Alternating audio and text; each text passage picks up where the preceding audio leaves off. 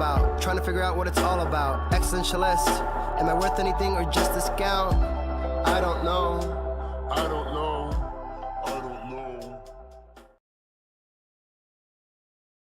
That was great sounds. Watts with Outside on WNHH LP 103.5 FM New Haven. Myself, Preston, with my partner in crime, Long Island raised, Elm City made, Mr. EZ BlueZ. Easy BlueZ, you are always better with introductions more than me. Who do we have with us on the broadcast today? Ladies and gentlemen, we're going to jump in that DeLorean. We are going to hit 88 miles an hour, and we're going to go back in time. I want to take you back to sitting in a Bronco. Okay? There we were, waiting for the stop sign to turn green. And there, truly, we understood that only two people could sink the way that these two people could sink. To understand another person, another human being on a level in which you would actually consider a brother is something that is by far one of the coolest things in the entire world. This man has flown in and out of my life for the past 20 plus years. And for that, and that alone, I am grateful. I want you to put your hands together, not if you're driving. If you're driving, please keep your hands at 10 and 2 because we don't need any accidents. But mentally, put your hands together for the fantastic, the amazing, the stupendous, the supercalifragilisticexpialidocious Michael Cappasso is in the building. Welcome. All right, let's go. Let's go. You do not disappoint, my friend. Thank you. I had to mention the stop sign, man. That's by yeah. I figured, you know, saying how it happened not more than once, I would say you have to get out. You know, you're sitting there a little, let's just say, zoned out, and Dustin goes, you know, it's not going to turn green, bro. oh no. That was after a White Castle run for those playing the home game. Yeah, 7-Eleven, where we always thought they were overcharging us. They were overcharging us. They didn't think they were overcharging us. They had the R tax. We'll call it R tax. So, like, I just spent $35 on a protein bar and a soda. What the hell is going on here? So what memories can we say on air? What memories can we say on air? First of all, just so people know, Mike and I literally we go back 20 something years. Okay. You know, Mike and I have been through the muck and the mire. Some of the memories we can talk about is punching a tour bus. I wasn't the one who did that. I wasn't the one who did that, by the way. No, you weren't. Actually, you were the calmer head that day. Well, why were you the calmer head that day? Because you had someone to do. Hey, it is what it is. So easy, you punched the tour bus? He did, yeah. Oh yeah, Lord. I punched King's X's tour bus. Ooh. Yeah, and then we stole their guitar case, which I actually still have. Yes, you do still have their guitar case. Yeah, good old King's X. King's X. I don't know if you're familiar, Preston. King's X is like I'll say underground, right? Like an underground popular in the progressive scene, like a 90s Rush kind of thing, right? Like the band Rush in Kansas and stuff. And they were playing the show, I think it was at the Voodoo Lounge or something like that. I remember it was a very place that was popular, in Brooklyn, wherever it was. And we had gotten, invited to open up the show. That day we had definitely brought a lot of people out to Brooklyn, 40, 50, 60 people at least. And it's like a little place. And King's X, has their own crowds. So it was very full. We were the first to go on. King's X was incredibly delayed in how they were doing, either how they got there or their own sound checks. I don't know. We were supposed to be playing for, I don't know if it was a half an hour, 45 minutes, but it definitely wasn't 10 minutes. Mm-hmm. And we have 50, 60, 70 people that came out from where we live an hour away to Brooklyn, which, by the way, when that type of situation, you have to like buy the tickets in advance and then sell them to people. So they're already like, it's like, so like we're paying to be there. The promoters and the bands are already getting their money. And then after like 10 minutes, because they had messed up their time, they were like, oh, you're done. And they pulled us off stage. And people got very upset. We, at that point, were playing very good. People were very into what we were playing. And, you know, we were young and got so upset that when we were outside, Dustin was trying to like, you know, shake the bus, like come out and face me kind of thing, and just bang and blast the bus. And then our guitar player, or maybe Doc, actually, it could have been Dustin. I think he picks up the guitar case and he's like, "This is yours, right?" And I see the guitar player's guitar like right next to it, and I was just like, "No, but it is now." And I'm getting something for my money, you know. Between that and the show with us in bands with the name X in it, Planet X, where they wound up opening for us. They did, yeah. Yeah, that was okay though, because at least like how they approached us with them, they came to us and they were like, "Look, you know," because I think our promoter actually messed that up or something, pushed it late, and they pulled me in the back room, which was kind of cool because I got to like go in the back room with these also undergroundish, very famous musicians that are like somewhat idols of myself, like in that whole thing, and we go in the back and they said, "Look, you know, this is the situation. We could either just not play at all and you can go on, or you can go on after us." And it was like, whatever. We're going after it. Yeah, it's fine. You guys can open for us, you know. You know. Yeah, I think if I remember correctly, their drummer had a flight or something like that they had to make. I have no idea. Yeah, Virgil Donati. Was his Virgil Donati. Love it, love it, love it. But yeah, man, we've been kicking around for a while, and whether it be music stuff that we could talk about, like the great day you met Corey Feldman. Well, we both met him that same day. I know, but he broke my childhood that day. Yeah. Do we have to leave that part of the conversation out? No, we can talk about it. We can talk about it. Before we get into it, though, what was your guys' band name again? I don't know if I'm misheard. We had a couple, but the one that we started with was called Time's Hand, like time, Time's Hand. I don't specifically remember how we even came up with it, but I think it's actually a pretty cool name. I do actually. If I remember correctly, it was actually Glenn that said music is always in Time's hand. So if we're going to be a progressive group, we need to be in Time's hand. Okay, and then then we shortened it to just Time's Hand, right? Yeah, because it used to be in Time's hand. Yeah, in Time's Hand. Yeah, which isn't as catchy. And then me and Dustin did our own little thing for a little bit called Bound by Honor. Yeah, that was fun. We just did some cool little acoustic stuff, you know. Dustin came up with that name, I'm pretty sure, right? Yeah, I think I'm never crafty with words, so we were anything is good. It wasn't me that came up with it. Yeah, it was in the Bronco. We were talking at 3:00 in the morning, and I said, "Well, if we're gonna do this, we're gonna be bound by honor." And we're like, "That's what it is, man. That's what it is."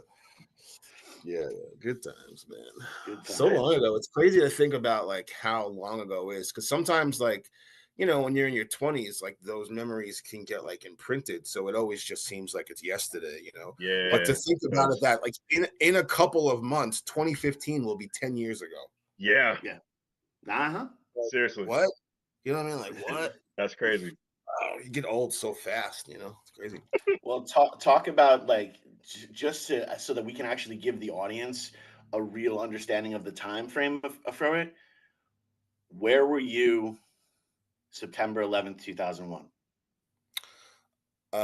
Well, so I was actually home when it happened, and my mother comes upstairs and she like wakes me up, and I'm like, what? She's just like, Michael, they got us. And meanwhile, I'm like, what? Who got us? Who got, like, what are we talking? And then she turns on the TV, and like literally, like, I turned the TV on to the first tower falling, and I was just like, what is this? And then later that day, like, me and Dustin met up and recorded a couple songs, I think, while like they were bombing like Turkey or something for I don't know what it was, you know what I mean? But I remember they started bombing somebody. And later that day we were in the studio recording. Was it Dare Studios? I think. Yeah, it was Dare Studios that we were re-recording. And initially it was supposed to be a Time's Hand aspect of it, but then stuff went south. They started Threadlock, and which again was a very interesting name. You know, and they started moving in their own direction. And we were like, okay, well, we still have the studio. What are we going to do? We have it booked and ready to go. So Mike and I are like, Mike goes, I'll play all the instruments. I will do that. Yeah, that sounds like, a little, I think that's when we recorded our versions of like Never Said in Rod, though. No, those Yep, versions. Never Said in Rod for those. Yep. Yeah, there's been so many different versions of those songs. Like a lot of your lyrics, you've been able to transfer to musical group to music group because you're so poetic in how you write. Like your greatest aspect, even though I've always loved your voice, and like I'm not a singer, but I sort of learned how to mimic your cadence a little bit by being around you. But your strongest point has always been your ability to put words to paper, which is just I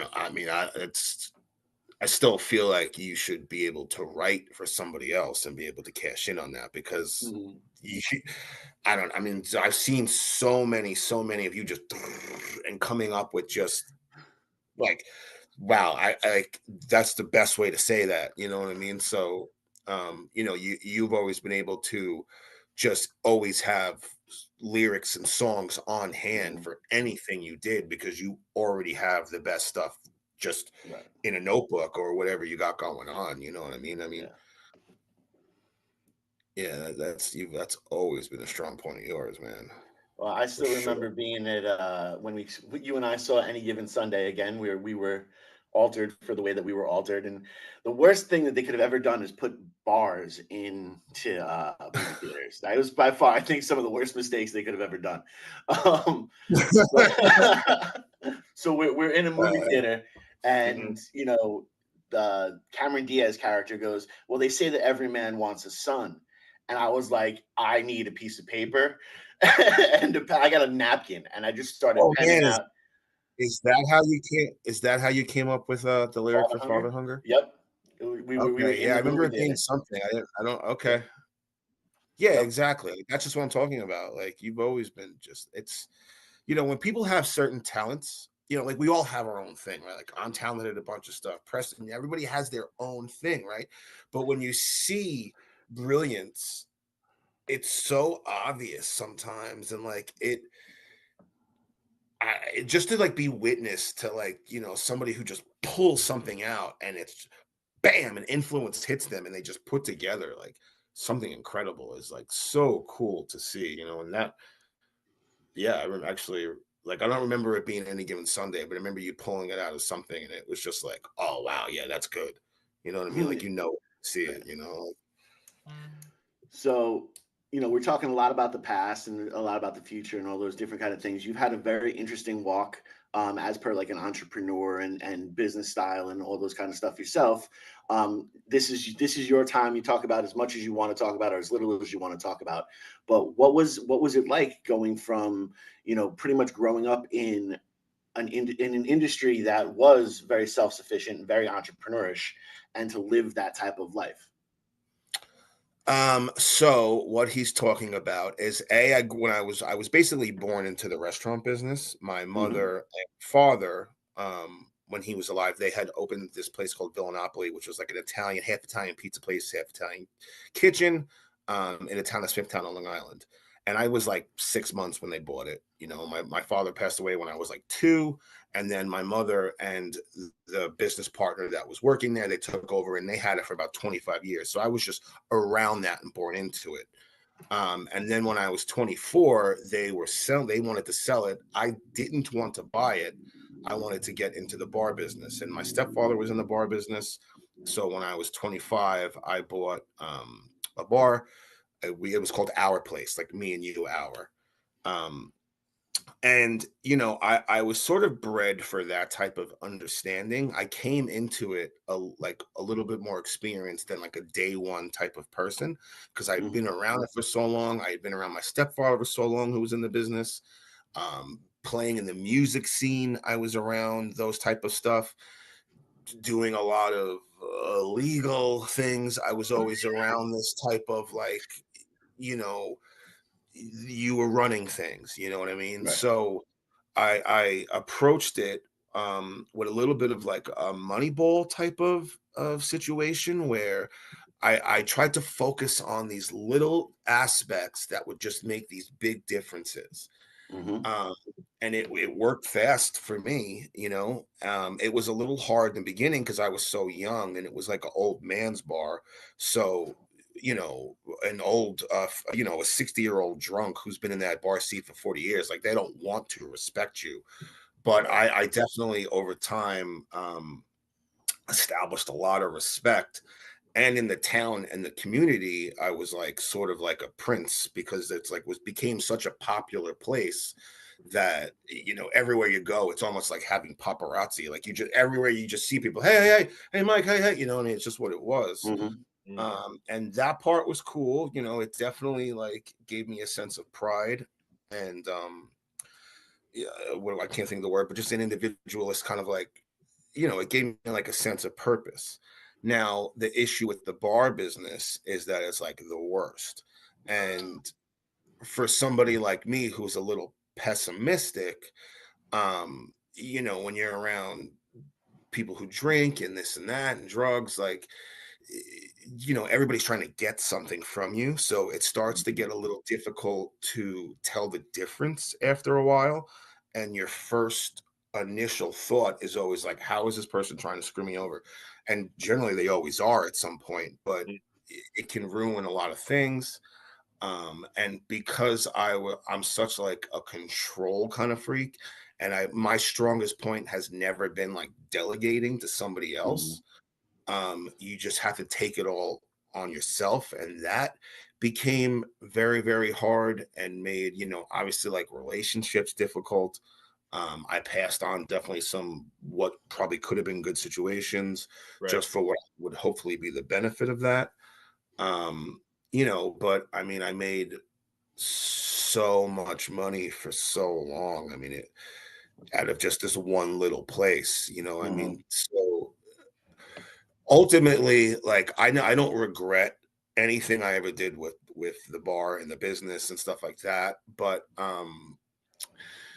I would never do it again. You know what I mean? Like Right. even if I had to do it over, I would probably try to come up with something a little more stable, you know, Mm-hmm. because like money is great, but benefits are better, and so is time off, you know. Yeah. So I basically was like a slave to my phone. Like I had to walk around with my phone. Like if I left, my phone had to be here because at any point, like disaster could strike, you know. So Right. um but you know, like I said, I was definitely, and to be egotistical, I was definitely a beast in that world for what I did because you know Mm-hmm. the bar was a dump before I took it over. It had gotten closed for drugs, and I Mm-hmm. literally turned it into the most popular place for all miles and directions. And then like it shouldn't have been. It just should have been a dump that nobody wanted to go to. And Mm-hmm. very within the first couple of years, and then for a span of 10 years of it, when I was at my peak, like it was a place that everybody would try. It was a place you had to take business from if you were the new place coming in. You know what I mean? Yep. So um you know, I mean, I just did my thing for a while, so I have a lot of pride with that for sure. You know, and being in the music business, like I had a little bit of a love hate with bringing music into the bar. Mm-hmm. And I think this would be something interesting we could talk about is like the perspective of a bar owner. I know a bunch of times, maybe a couple times, you guys have brought on like venue owners, but usually it's Mm-hmm. just the musicians usually talking Right. about their experience. So I think it may be interesting to give the perspective of like the other side of that coin a little bit Right. sometimes. Before You you know, get like into that, what's the common interest between both sides of the spectrum? Because you have been the musician going to like the different venues and the small outlets, getting a name for yourself, and you have been that person booking people. so the common interest is obviously like, you know, you both want exposure, right? Like I want my business to grow, you want, as a musician, you want your brand to grow. You know, as a owner, I'm just looking for the bottom line money wise, you know Right. what I mean? Like this is why I'm doing it, you know. Like musicians the same thing, but it's just obviously it's much harder to make money when you're a musician. A, there's so much competition. B, the only way you get money really is by people wanting to listen to you. And even if Right. you're good, that's really hard, Mm. But I think probably just exposure, in our own sense, you know what I mean? Because if you're bringing in fans, they may become fans of the bar, right? Or just I'm paying somebody to have music to entertain my own clientele, and it just gives somebody a place to perform. You know what I mean? Right. Like I listen to a lot of podcasts with comedians where they talk about when they were coming up, they would play in Chinese restaurants that would, or Yep. just be on the sidewalk telling jokes, anything to get exposure and experience. Definitely. So yeah, that's the kind of world that I think, or I'm thinking of right now, that a lot of people can share. It's very tough, because when you're the bar owner, and like my interest is, I have a cable bill coming, I have a $6,000 monthly rent coming, I have all sorts of taxes coming that you can't even Yeah. imagine. I have an electric bill coming. I have two different type of insurance bills coming.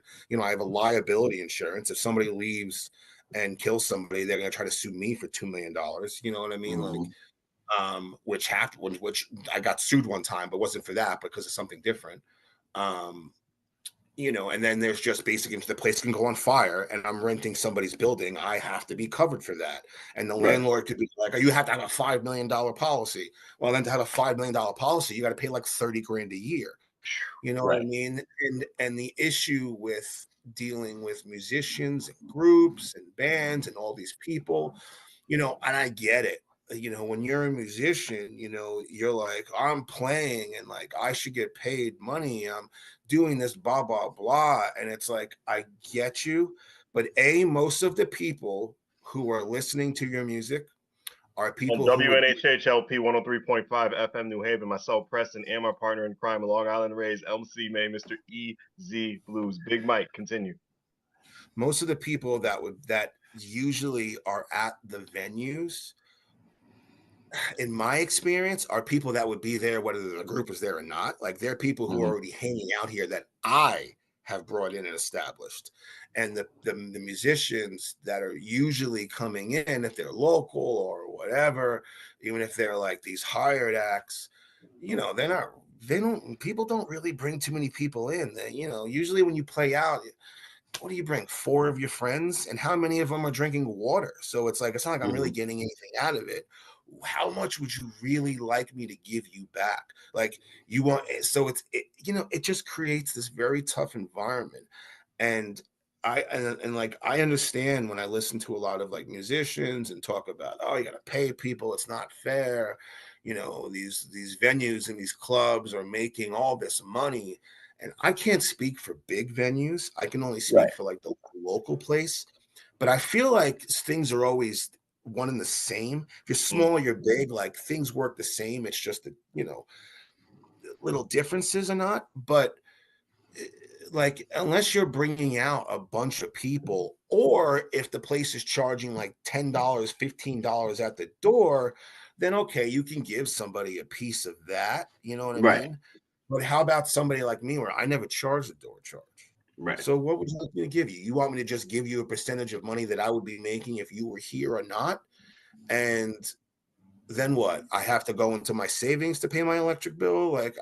So and people never understand that. And I get it, but it also led to me just being like, well, that's it. Now I'm not doing any music. So musicians find themselves in a lot of situations. I hear it all the time. We just can't find anywhere to play. We just can't find anywhere to play. You're not worth it. You know what I mean? And I hate to say that, because you're talking about somebody like expressing their art and they're doing what they love. And I don't care if it's comedy or poetry or a guy with a guitar or a full-on, mariachi band. So I hate to say like you're not worth it, but financially, whoa, like, you just want me to do a favor for you? Like, well, who did the favor for me to get me in this situation? Nobody. I had to wade through a lot of things to grow to my point. You know what I mean? So, there's just always different sides and perspective to things. It's not always that people are greedy and evil because they have money behind them. You know what I mean? So No, business is always based off of risk and reward, and you really Yeah. have to look at it. Is the risk worth the reward? In some of those situations, you'll have bands that super promote and different things like that. So it's like advertising for the venue itself. You know, if Sure. you know that this, like, for example, what we do is we do, a post every single day for 30 days up till the event, just to make sure that people are constantly being aware of that. Just like, you can go and check us out at New England Music Awards and vote up until the 10th of this month. And the reason Vote why for you Shane Penguin. yeah, you go. Vote for Shane Penguin. But we're out there and reminding people every single day to do that, not because we want 1.5 million people to vote for us, but because we're actually increasing the algorithm and we're getting further along. I will take less from a bar if they allow me to have a merch booth, and they want nothing from my merch. If they want nothing Yeah, from my sure. merch, I'll take less from the bar. If they want a percentage of my merch, I want a percentage of the bar. Now let me ask you a question. Has a bar ever asked for a percentage of the merch? I would never have the audacity. Venues have. Is that because they believe like a lot of the people that are buying your stuff they brought in themselves? So like so almost like a reverse or No, they're just piece. they're just trying they're trying to cover their bills. They're trying to cover their loss. It might cost, like, for example, say a Corey Feldman. It might cost a promoter, say, $6,000 to bring Corey Feldman in. Now they're already $6,000 in the hole before they've even started out on anything. So you really have to look at it from the entire business aspect of it, and is the risk worth the reward? If you see somewhere where you see stickers for name put band here everywhere in that town, that this band is at least out there shaking hands, kissing babies, doing what's necessary to show up. So they're promoting, whether the people come into your establishment that day or later because they saw that ad and they're like, oh yeah, I totally missed that performance, but the bar looked cool. Yeah, We that's what always, I would yeah, I'm sorry, that's what I would call the Moneyball effect. right. That type of thing where like it's not about it's just about the overall. You know what I mean? Like it's not about did I have a good I used to tell people all the time that would like other bar owners that would ask me questions and they would always just focus on this like, oh, I want to make this one day popular. And it's like, that's great, bro. But like that one day isn't going to buy you a Corvette. You know what I mean? Like you need to, over the course of a week, over the course of a month, over the course of a year, over the course of 10 years and blah, blah, blah, planting seeds that grow into things that are paying off. You know what I mean? And that's the only way it's really going to happen, So I think that, that's a similar type of thing. And, most bands, unfortunately, don't do any promoting other than like a post. And they think that like somehow their post is going to bring in 1 million people. Nobody cares. You know what I mean? So it's like, you got to be, there's a lot. Some people figure out some really creative ways and you see how they take off. Some people just get lucky too. But most of the time, like, there's people are taking some initiative that's creative that most people don't do.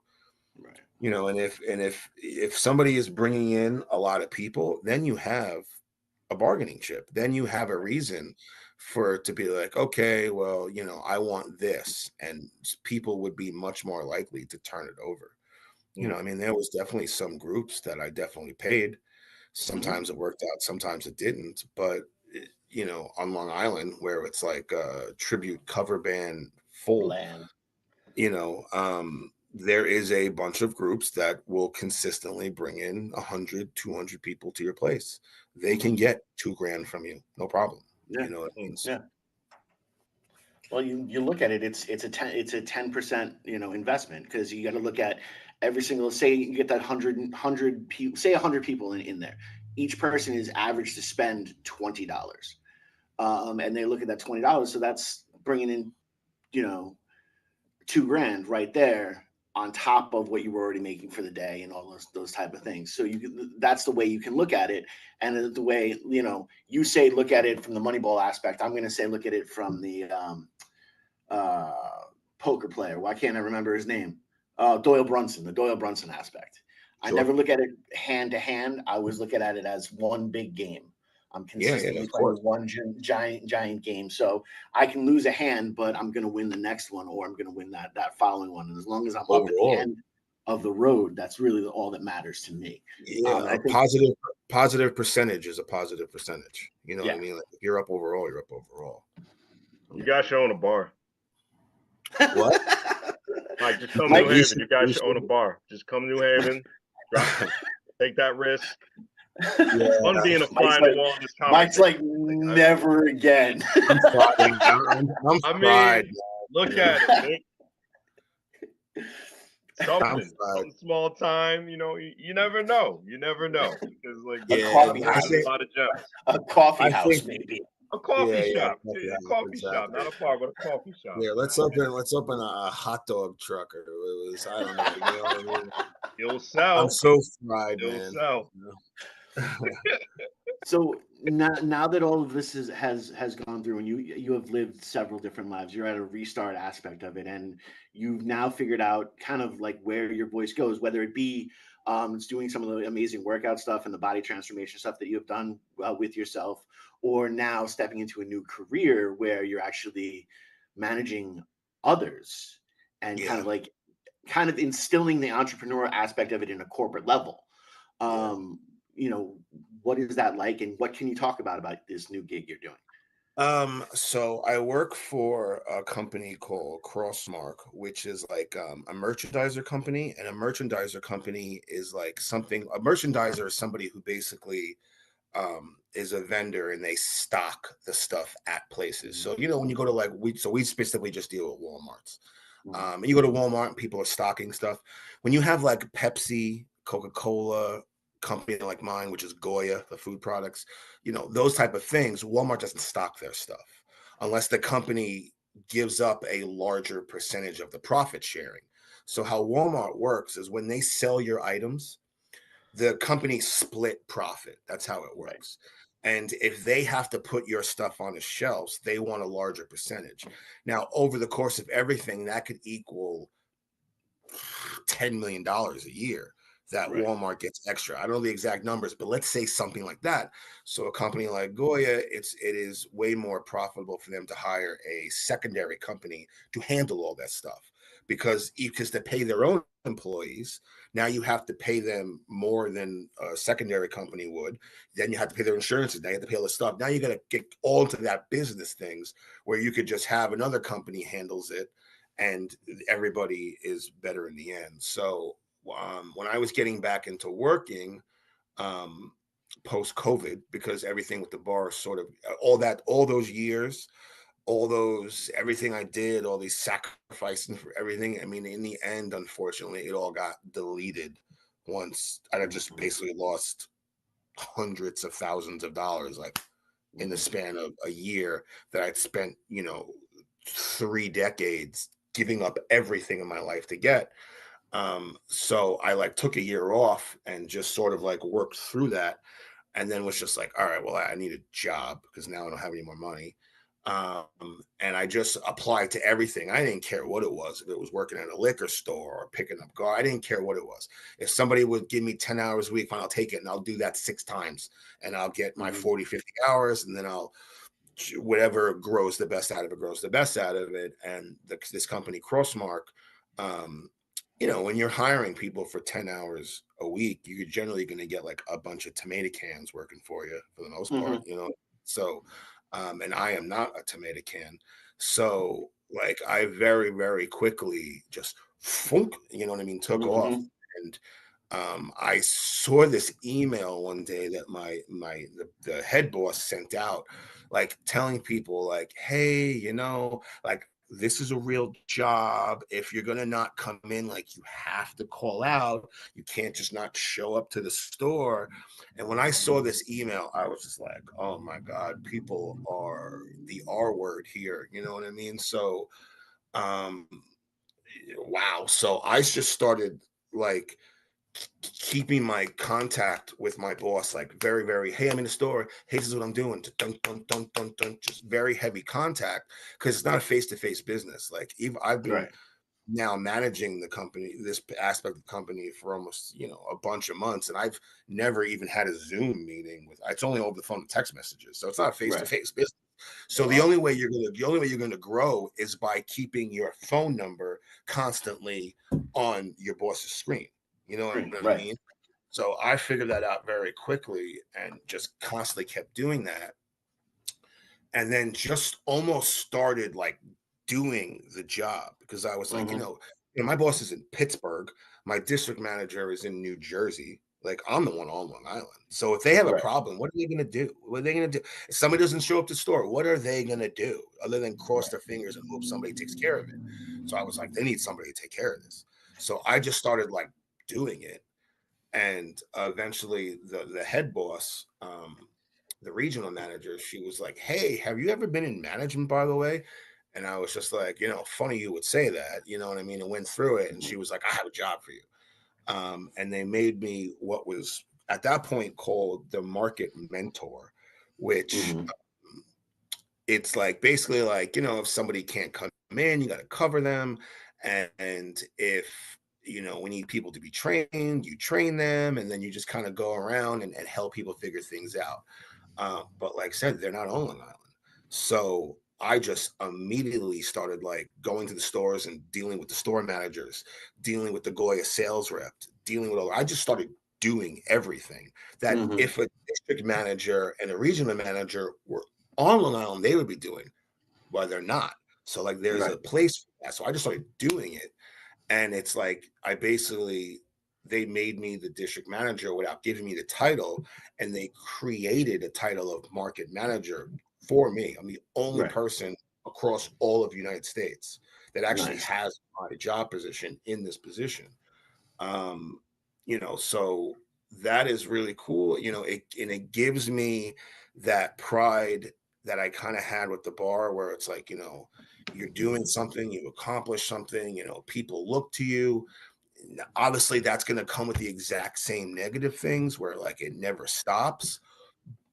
The difference is I can go to sleep now. I can at some point say no or push things off. Okay, well, I can't get there till later. And where with the bar, it's like there's a fire, and if you don't put it out right now, it burns to the ground. Right. So so I don't have to worry about that. So I get a lot of the positive things that I got from running different businesses all my life with it, and it's enjoyable.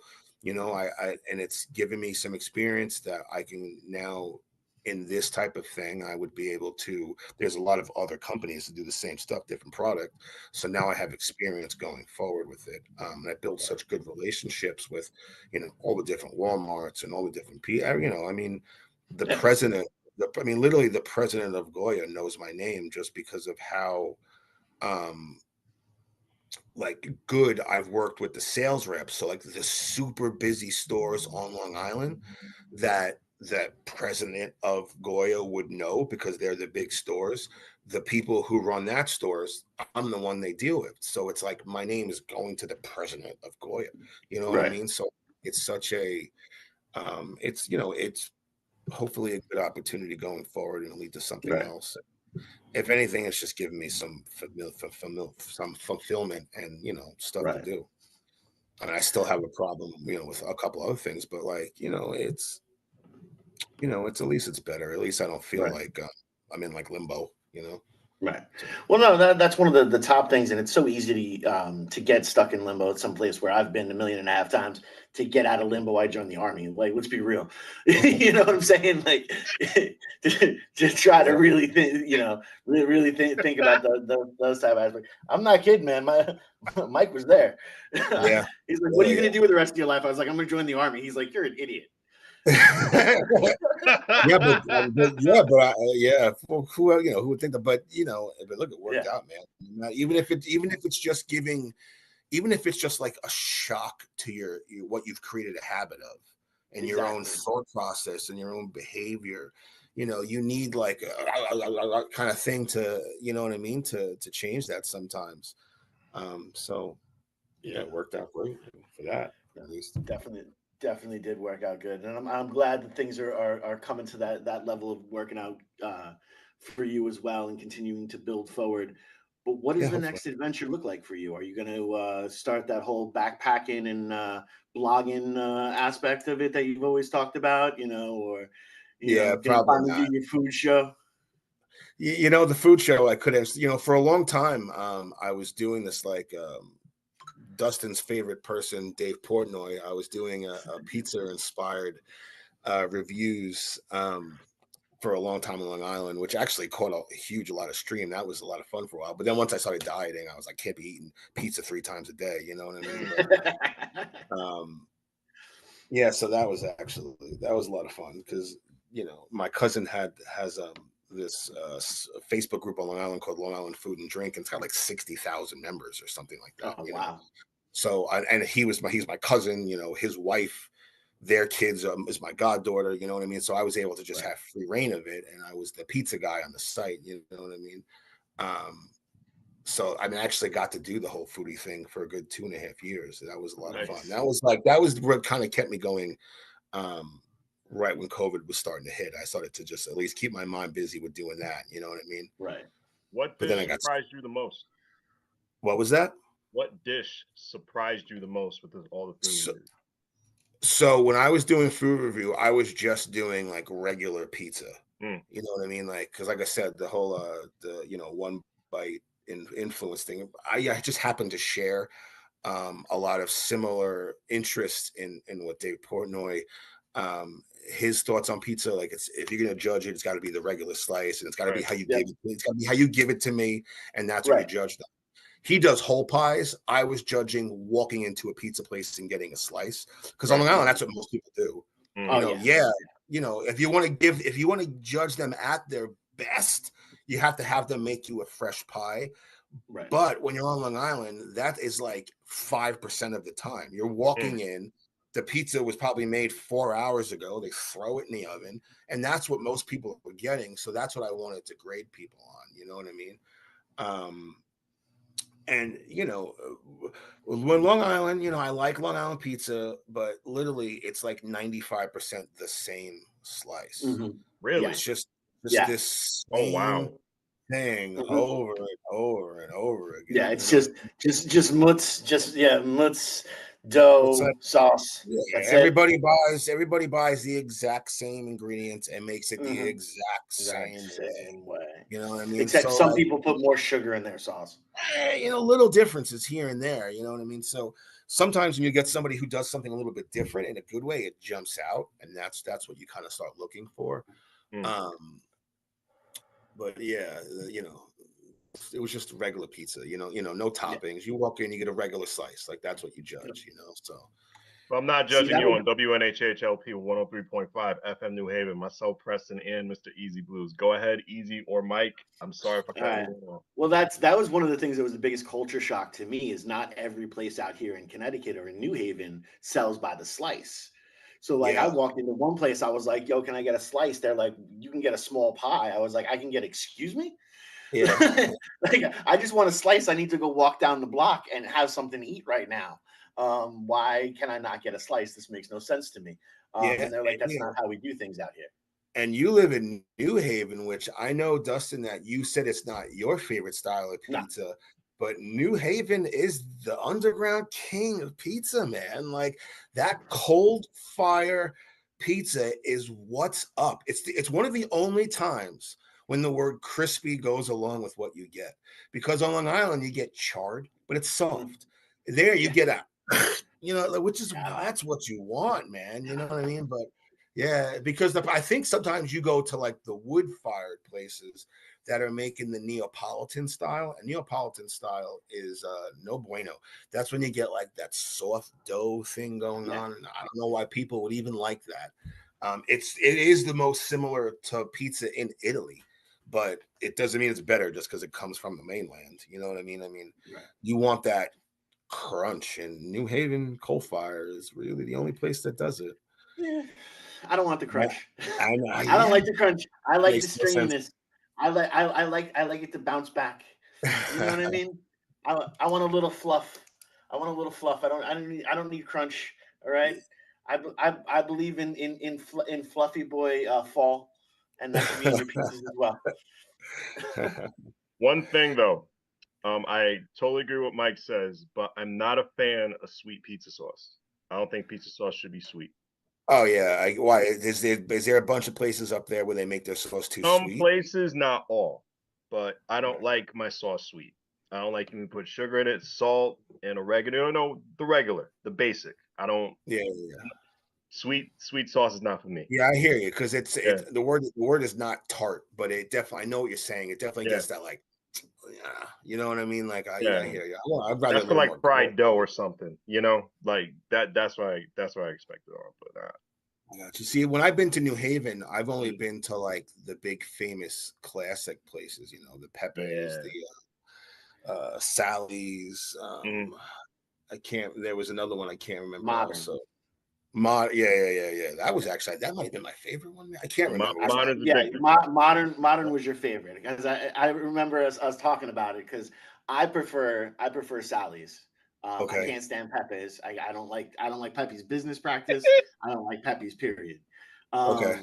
There's no flavor in the sauce.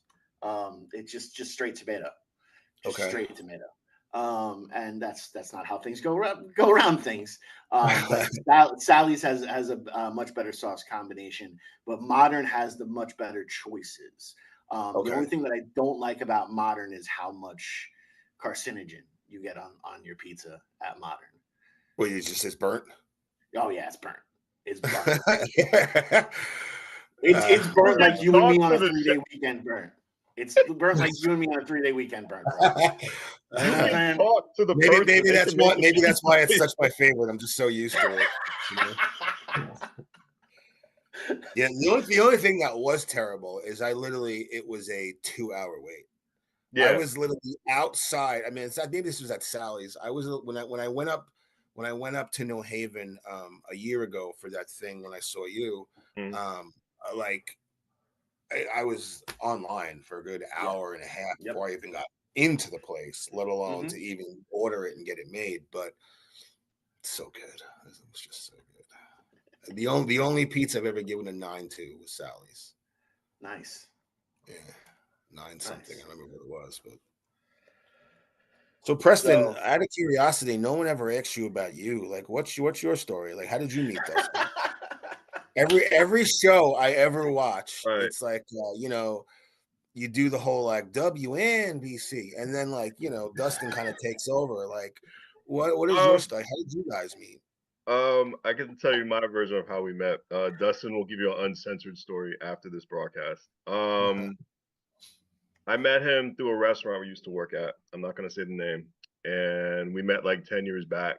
And we were just, we were just casual at first, you know what I'm saying? Because we worked together like throughout shifts. And then one moment we both missed our bus because we live predominantly in the same neighborhood, predominantly. And like we missed the bus, so he's like, it's late, let's just walk home. Then we had a conversation. Well, we had a lot of similarities between each other. And then out of nowhere, we start hanging out, we start talking. We had the same vibe, just as personalities. And then he did a previous show at the first radio station I worked at, and we worked together. And then when I left, and then when my tenure was done after that, I thought he'll be the perfect co-host for my next program. And Yeah, so that's when the friendship started bonding. We started going to before even radio even happened. I started to support him at different not radio shows, but like local events throughout New yeah. Haven. And this was before Shane Penguin, when he yep. was just like Just going Easy Shane. out, Blue, just promoting Easy Blues. Easy And we Blues. had a big strip in New Haven at Crown Street where music venues were like 5, 6 music little local spots that were promoting music at the time 10 years ago, which is crazy.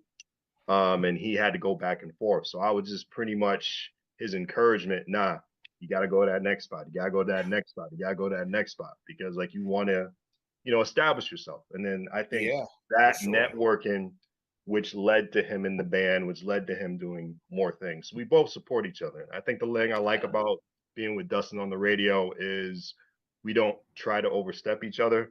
If he's going one route, let him go. If I'm going one route, let us go. If we gotta just, tag team this and make sure we have a great conversation with this particular guest, we gotta do it, you know. Yeah, yeah, Right.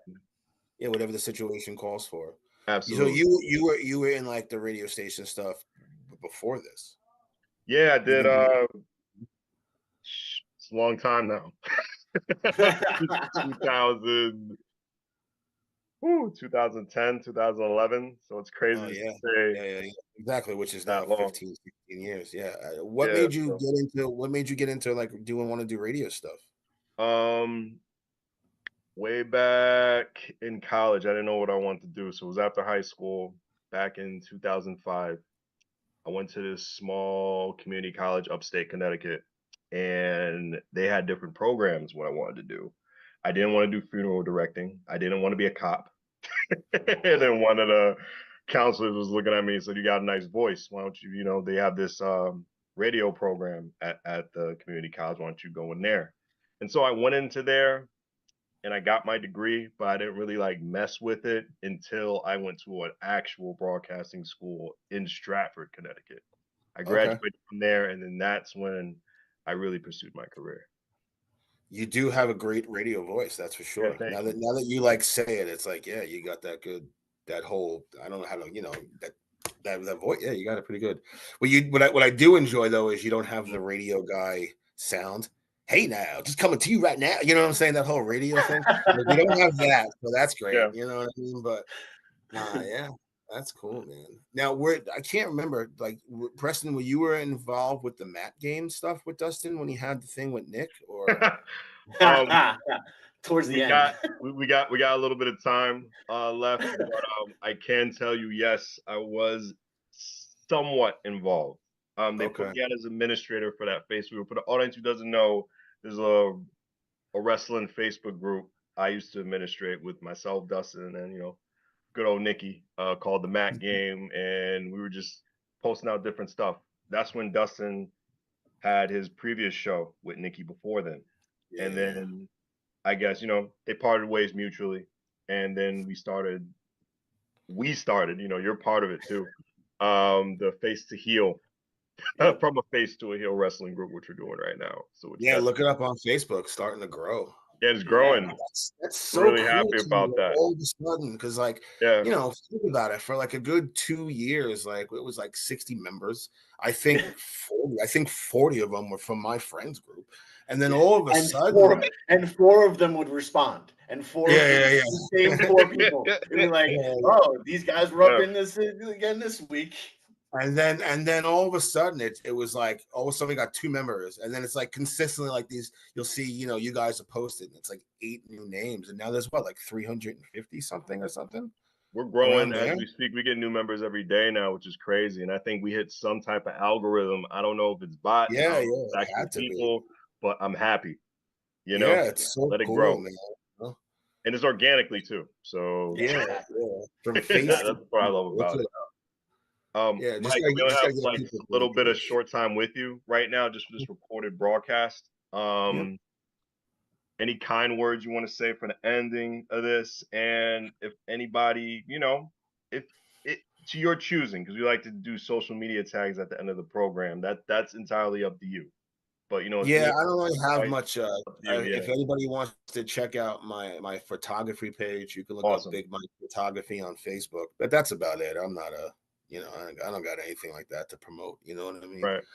I'm just this was awesome. I'm super happy that you guys brought me on. I've listened to a bunch of different of your shows. I did catch the one when Dustin brought me up. Maybe he didn't think I was listening when he did a call out to this. Me and Dustin I like to joke about like being a fan of like Logan Paul and stuff. And Dustin Dustin feels like all of these people are like somebody else is like calling the shots, and they're like getting lucky. That's just mad. That's madness. But whatever. It's not the truth. That's crazy. But Dustin on the show one time, he called it out. I got a buddy on Long Island who and he brings it up, and he's like, no, it's all them. I heard that, my friend. I heard you talk, bring it up. You know. I bring you up all the time. Just ask the boys.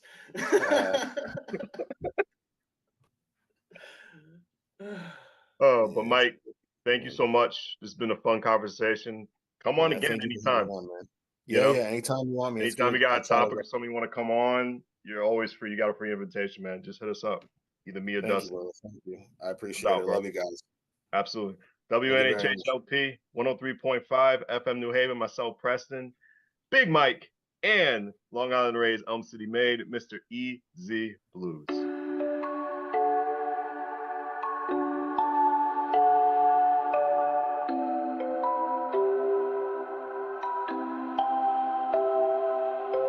Wondering what to write about, trying to figure out what it's all about. Existentialist, am I worth anything or just a scout? I don't know.